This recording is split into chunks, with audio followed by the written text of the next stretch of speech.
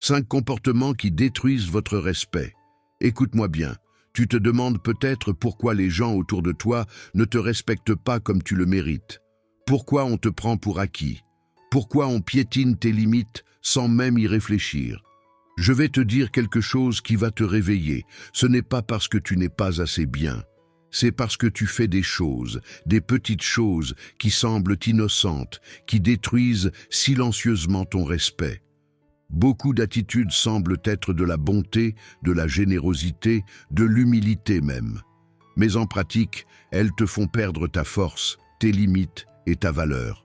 Tu deviens invisible. Tu deviens celui qu'on oublie, qu'on ignore, qu'on utilise. Les stoïciens disaient « Le respect ne naît pas de la soumission, mais de frontières bien définies ». Ils savaient quelque chose que beaucoup ont oublié aujourd'hui. Le respect, ça se construit par tes actions, par ta posture, par les lignes que tu refuses de laisser franchir. Voici les 5 habitudes qui font que les gens ne te valorisent pas, détruisent ton respect complètement sans que tu t'en rendes compte. Numéro 1. Arrêtez de vous justifier. Tu le fais tout le temps, avoue-le. Quand quelqu'un te demande quelque chose et que tu ne veux pas ou que tu ne peux pas, au lieu de dire simplement non, tu commences à t'enfoncer dans des explications interminables. Écoute, c'est que là, je suis un peu débordé, et puis j'ai ce truc à faire, et en plus ma situation en ce moment, ma femme m'a dit de ne pas sortir ce soir, sinon elle va me frapper. Mon boss nous interdit de rire le soir. Tu énumères des excuses, tu empiles des justifications comme si ta vie en dépendait. Mais voilà ce que tu ne réalises pas. Trop expliquer tes choix transmet inconsciemment l'idée que tu n'as pas confiance en toi, que ton non n'est pas vraiment un non, mais plutôt une porte entrouverte qu'on peut forcer avec un peu d'insistance. Et devine quoi? Les gens le sentent. Chaque explication que tu donnes devient une brèche, une opportunité pour l'autre personne de contre-argumenter, d'essayer de te manipuler ou d'insister jusqu'à ce que tu finisses par céder. Parce qu'en te justifiant autant, tu leur apprends que ton non n'est pas définitif, qu'il est négociable. Tu leur montres qu'avec les bons arguments, ils peuvent te faire changer d'avis. Regarde les personnes fortes autour de toi, celles qu'on respecte vraiment. Elles ne transforment jamais leurs décisions en débat public.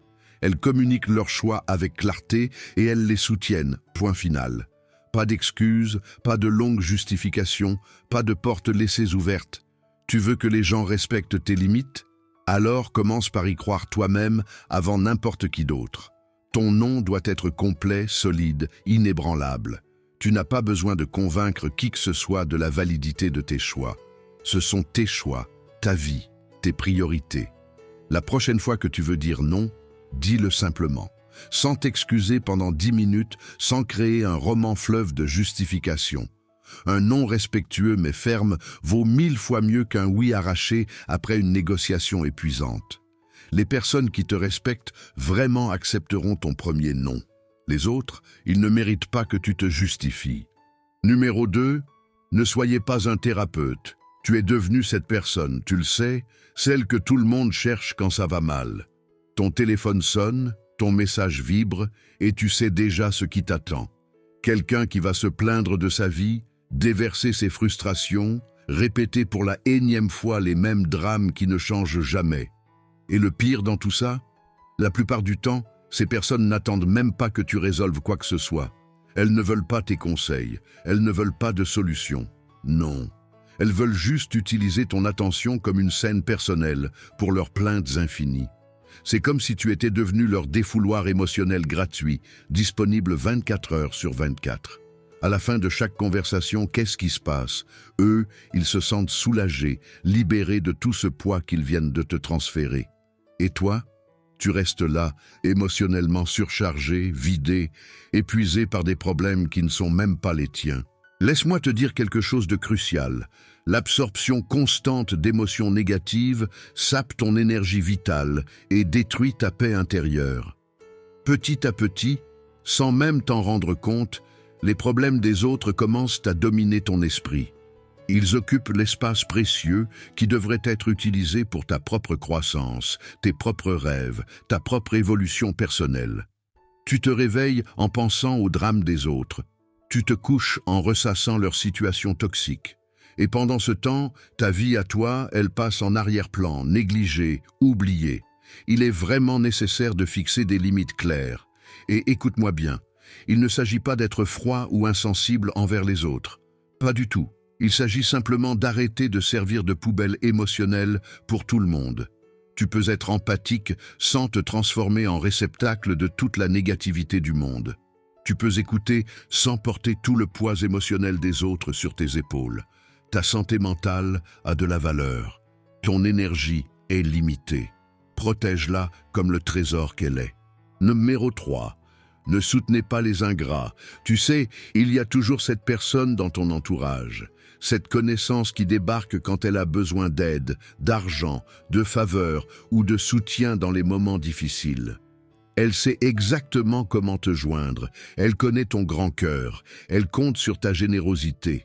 Mais quand toi, tu traverses une épreuve, quand c'est toi qui aurais besoin d'une main tendue, cette même personne disparaît dans la nature. Comme par magie. Plus de nouvelles, plus de réponses, plus rien. Et là, tu commences à comprendre quelque chose de douloureux. Ces personnes ne voient pas ta bonté comme quelque chose de précieux. Non, pour elles, c'est devenu une obligation, un service automatique. Tu es devenu une ressource vers laquelle elles se tournent chaque fois que ça les arrange, comme un distributeur automatique émotionnel. Cette dynamique crée un déséquilibre terrible. D'un côté, il y a toi. Tu donnes ton énergie, ton temps, tes ressources, parfois même ton argent durement gagné. De l'autre côté, qu'est-ce que tu reçois en retour? L'oubli, l'indifférence, le silence radio quand tu en aurais besoin. Écoute-moi bien, la générosité saine, la vraie, doit être basée sur la réciprocité. Je ne dis pas que toute aide doit nécessiter un retour immédiat, ce serait calculateur et froid. Mais il doit y avoir au minimum de la reconnaissance, un équilibre dans la relation, un respect mutuel. Sinon, tu n'es pas en train d'aider quelqu'un à grandir, tu alimentes juste l'égoïsme des autres. Tu leur apprends qu'ils peuvent profiter de toi sans conséquence. Numéro 4. Ne vous excusez pas pour rien. Combien de fois par jour tu dis désolé? Sérieusement, compte. Tu t'excuses pour ton opinion quand quelqu'un te demande ce que tu penses. Tu t'excuses pour ta présence quand tu entres dans une pièce. Tu t'excuses même pour avoir des besoins basiques, comme si le simple fait d'exister était une gêne pour les autres.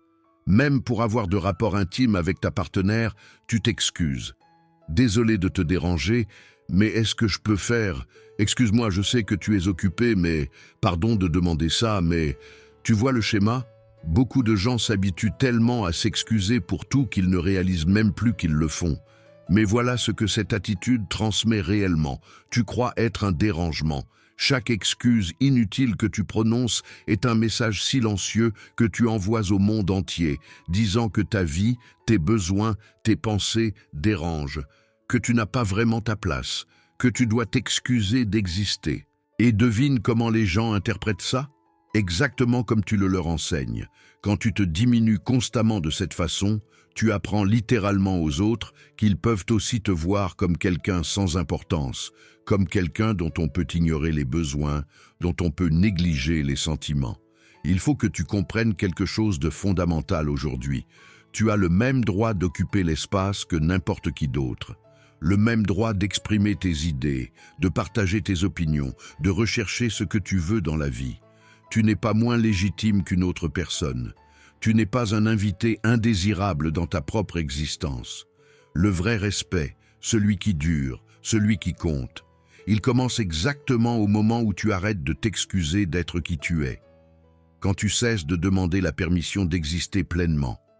Quand tu comprends que ta voix mérite d'être entendue sans préambule d'excuses.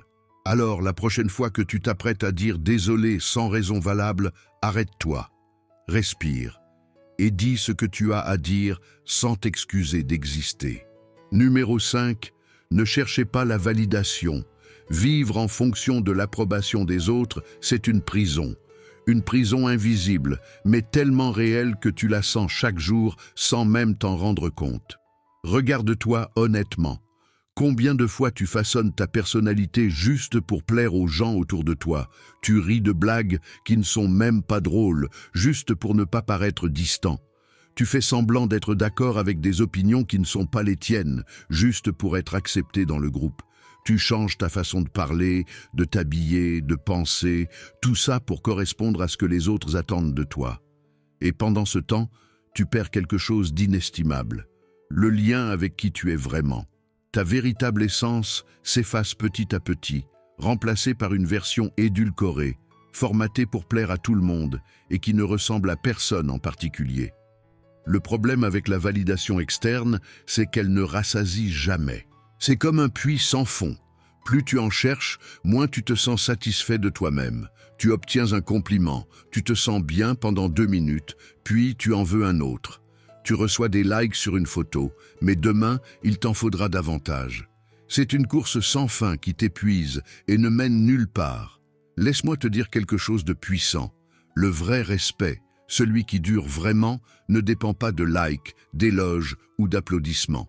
Il dépend de la fermeté de tes propres valeurs, de ta capacité à rester aligné avec toi-même, même quand personne ne regarde, même quand personne n'applaudit. Au moment où tu arrêtes d'avoir besoin de l'approbation des autres, quelque chose de magique se produit. Tu commences à construire une confiance en toi solide, authentique, que personne ne peut te voler. Une confiance qui vient de l'intérieur, pas de l'extérieur. Une confiance qui reste même quand les autres partent, même quand les applaudissements s'arrêtent. C'est ça, la vraie liberté. Voilà, maintenant tu sais exactement ce qui sabote ton respect. Ces 5 habitudes, tu les as reconnues, n'est-ce pas? Peut-être même que ça t'a fait mal de les voir en toi. C'est normal. Mais écoute-moi bien. Aujourd'hui, tu as le choix. Tu peux continuer comme avant, en laissant les gens marcher sur toi, ou tu peux décider que ça suffit. Le respect ne viendra jamais tout seul. Il se construit par tes limites, par ta capacité à dire non, par ta présence. Les stoïciens l'ont compris il y a des siècles. Maintenant c'est ton tour, alors agis, change ces habitudes et regarde comment les gens commenceront enfin à te traiter différemment.